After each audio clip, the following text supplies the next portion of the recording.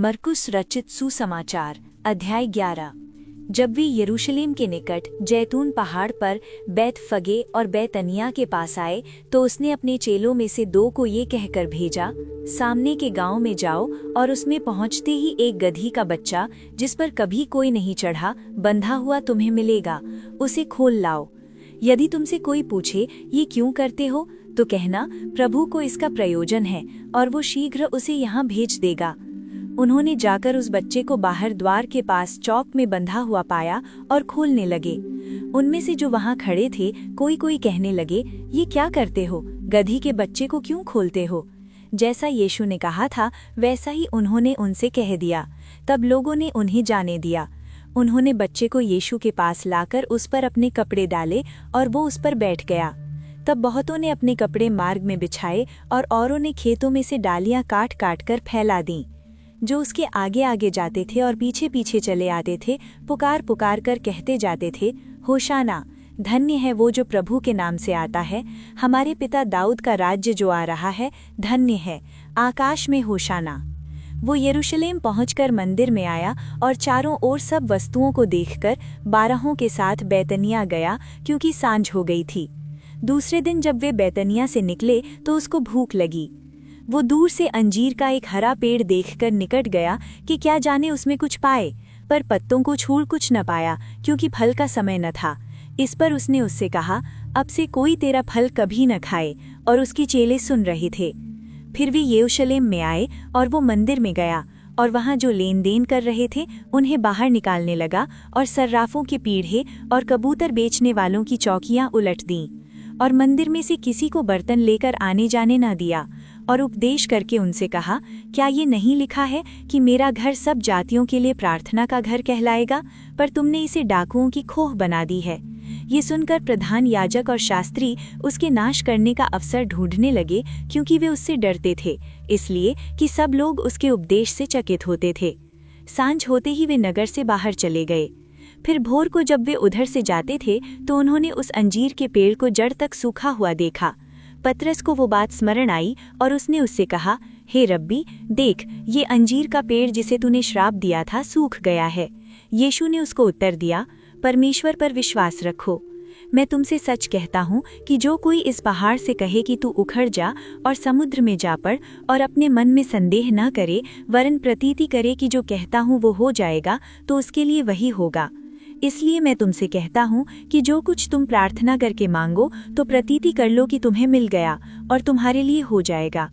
और जब कभी तुम खड़े हुए प्रार्थना करते हो तो यदि तुम्हारे मन में किसी के प्रति कुछ विरोध हो तो क्षमा करो, इसलिए कि तुम्हारा स्वर्गीय पिता भी तुम्हारे अपराध क्षमा करेगा। और यदि तुम क्षमा न करो तो तुम्हारा पिता भी जो स्वर्ग में है तुम्हारा अपराध क्षमा न करेगा। वे फिर यरूशलेम में आए, और जब वो मंदिर में टहल रहा था तो प्रधान याजक और शास्त्री और पुरनीय उसके पास आकर पूछने लगे, तू ये काम किस अधिकार से करता है, और ये अधिकार तुझे किसने दिया है कि तू ये काम करे? यीशु ने उनसे कहा, मैं भी तुमसे एक बात पूछता हूँ, मुझे उत्तर दो तो मैं तुम्हें बताऊंगा कि ये काम किस अधिकार से करता हूँ। यूहन्ना का बपतिस्मा क्या स्वर्ग की ओर से था या मनुष्यों की ओर से था? मुझे उत्तर दो। तब वे आपस में विवाद करने लगे कि यदि हम कहें स्वर्ग की ओर से तो वो कहेगा, फिर तुमने उसकी प्रतीति क्यों नहीं की? और यदि हम कहें मनुष्यों की ओर से तो लोगों का डर है, क्योंकि सब जानते हैं कि यूहन्ना सचमुच भविष्यद्वक्ता था। अतः उन्होंने यीशु को उत्तर दिया, हम नहीं जानते। यीशु ने उनसे कहा, मैं भी तुमको नहीं बताता कि ये काम किस अधिकार से करता हूँ।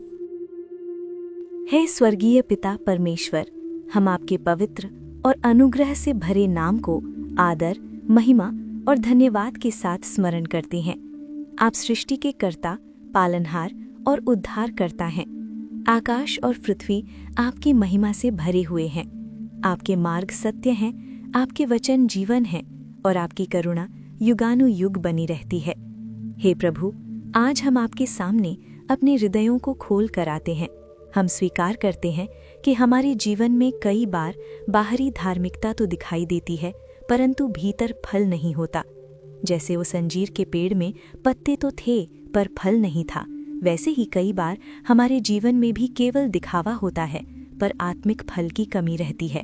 हे प्रभु, हमारे हृदयों को जांचिए, शुद्ध कीजिए और हमें सच्चा फलवंत जीवन प्रदान कीजिए।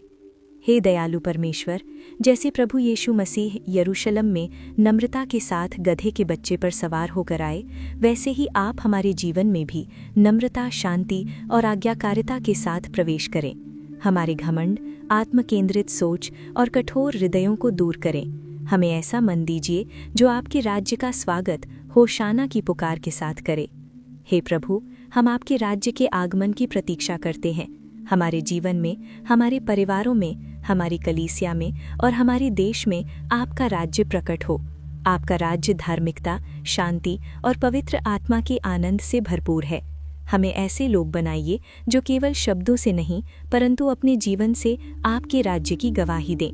हे पवित्र परमेश्वर, जैसे प्रभु यीशु मसीह ने मंदिर को शुद्ध किया और कहा कि आपका घर सब जातियों के लिए प्रार्थना का घर कहलाएगा, वैसे ही हमारे जीवन को भी शुद्ध कीजिए। हमारे हृदय जो आपके मंदिर हैं, उनमें से हर प्रकार के लोभ, कपट, स्वार्थ, कटुता और अधर्म को बाहर निकाल दीजिए। हमारे विचारों, वचनों और कर्मों को पवित्र बनाइए। हे पिता, हम स्वीकार करते हैं कि कई बार हमने आपके घर को, आपके नाम को और आपके दिए हुए समय को हल्के में लिया है। हमने प्रार्थना की जगह चिंता को, विश्वास की जगह भय को और आज्ञाकारिता की जगह अपनी इच्छा को चुना है। कृपया हमें क्षमा करें और हमें नया मन और नई आत्मा प्रदान करें। हे विश्वास योग्य प्रभु, आपने अपने वचन में सिखाया है कि परमेश्वर पर विश्वास रखें। आज हम आपके सामने यह प्रार्थना करते हैं कि हमारे विश्वास को दृढ़ कीजिए। जब हमारे सामने पहाड़ के समान कठिनाइयां आती हैं, तब हमें संदेह में नहीं बल्कि पूर्ण विश्वास में स्थिर रखिए। हमें ऐसा विश्वास दीजिए जो केवल बोलने का नहीं बल्कि भरोसे और समर्पण से भरा हुआ हो। हे प्रभु, हम अपने जीवन की हर आवश्यकता, हर बोझ और हर पीड़ा को आपके चरणों में रखते हैं। आपने कहा है कि जो कुछ प्रार्थना में मांगा जाए, यदि विश्वास किया जाए तो वह प्राप्त होगा। इसलिए हम आज अपने टूटे हुए रिश्तों, अपनी कमजोरियों, अपने डर, अपने भविष्य और अपनी आशाओं को आपके हाथों में सौंपते हैं। हे करुणामय पिता, हमें क्षमा करने वाला हृदय दीजिए। आपने सिखाया है कि जब हम प्रार्थना में खड़े हों और यदि हमारे मन में किसी के प्रति विरोध हो तो क्षमा करें। प्रभु, हमारे हृदयों में यदि किसी के प्रति कड़वाहट, क्रोध, ईर्ष्या या घृणा है तो उसे निकाल दीजिए। हमें वैसा हृदय दीजिए जो क्षमा करता है जैसे आपने हमें क्षमा किया है। हे प्रभु, हम नहीं चाहते कि हमारी प्रार्थनाएं केवल शब्द बनकर रह जाएं। हम चाहते हैं कि हमारा जीवन स्वयं एक जीवित प्रार्थना बने। हमारे कार्य, हमारे निर्णय और हमारा व्यवहार आपके नाम की महिमा करे। हमें ऐसा जीवन दीजिए जो दूसरों को आपके प्रेम और सत्य की ओर आकर्षित करे। हे पिता परमेश्वर, हम अपने सेवकों, अगुओं, पास्टरों और शिक्षकों के लिए प्रार्थना करते हैं। उन्हें शुद्ध मन, नम्र आत्मा और सत्य से भरा हुआ वचन दीजिए। उन्हें किसी भी प्रकार के भय या स्वार्थ से दूर रखिए ताकि वे निडर होकर आपके सत्य को घोषित कर सकें। हे प्रभु, हम इस संसार के लिए प्रार्थना करते हैं जो अराजकता, हिंसा, भय और अनिश्चितता से भरा हुआ है। जहाँ युद्ध है वहाँ शांति दीजिए। जहाँ भूख है वहाँ प्रावधान कीजिए। जहाँ अन्याय है वहाँ न्यायाधिकता स्थापित कीजिए। हमें अपने हाथों और अपने पैरों के समान उपयोग कीजिए ताकि हम अपने प्रेम को व्यावहारिक रूप में प्रकट कर सकें। हे जीवन के दाता, हम आपके धन्यवाद करते हैं क्योंकि आपने हमें आज का दिन दिया, जीवन दिया और उद्धार की आशा दी।